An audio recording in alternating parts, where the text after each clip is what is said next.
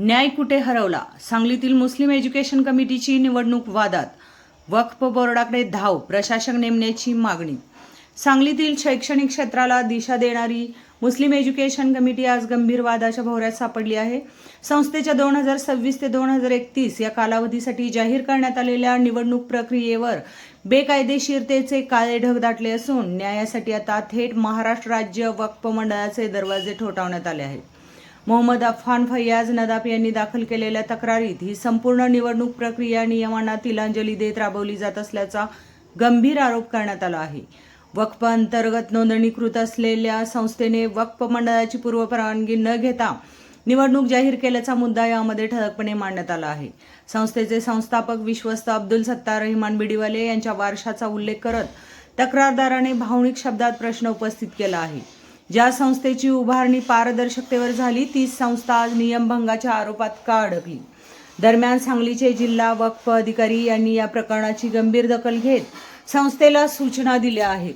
तसेच कोणतीही कायदेशीर परवानगी न घेता निवडणूक प्रक्रिया सुरू करण्यात आल्याचेही स्पष्ट झाले आहे.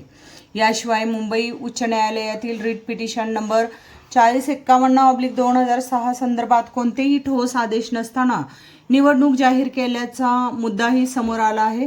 त्यामुळे ही संपूर्ण प्रक्रिया मुळापासूनच अवैध असल्याचा ठाम दावा करण्यात आला आहे. तक्रारदाराने वक्फ मंडळाकडे केलेल्या मागण्या आता केवळ कायदेशीर नसून भावनिक लढ्याचे रूप घेत आहेत. बेकायदेशीर निवडणूक तात्काळ रद्द करावी, संस्थेवर प्रशासक नेमावा, कोणतीही एनओसी देऊ नये. या प्रकरणामुळे सांगलीतील शैक्षणिक व सामाजिक वर्तुळात अस्वस्थता निर्माण झाली आहे. विद्यार्थ्यांचे भविष्य, संस्थेची विश्वासार्हता आणि समाजाचा विश्वास या तिन्ही गोष्टी आता धोक्यात आल्याची भावना व्यक्त होत आहे. आता सर्वांचे लक्ष एकाच प्रश्नावर केंद्रित झाले आहे. वक्फ मंडळ न्याय देणार का, की हा वाद आणखी चिघळणार? मी अफान फैयाज नदाफ, मुस्लिम एज्युकेशन कमिटीचे संस्थापक अब्दुल सत्तार रहमानभाई बिडीवाले यांचा नातू. आता जे मुस्लिम एज्युकेशन कमिटीमध्ये घडामोड चालू आहे आणि मुस्लिम एज्युकेशन कमिटीच्या पदासाठी आपापलेली माणसं आहेत, त्यांनी निवडणूक कार्यक्रम बेकायदेशीर जाहीर केला होता आणि आमच्यासारख्या नागरिकांनी वक्फ बोर्डात तक्रार करून हे कार्यक्रम रद्द करण्यात आले आहेत.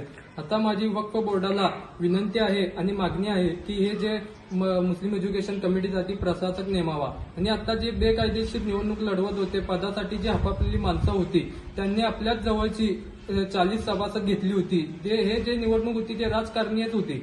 यांनी ते बाहेरची कुठलीही माणसं घेतली नाहीत. फक्त आपल्या हक्कदाराची आपली जवळची पदासाठी आपापलेली माणसं फक्त 40 सभासद घेतली होती. ही जी लढाई आहे ही ठामपणे मी कायदेशीर लढणार. जोपर्यंत मला न्याय मिळत नाही मी 100% ही लढाई लढणार.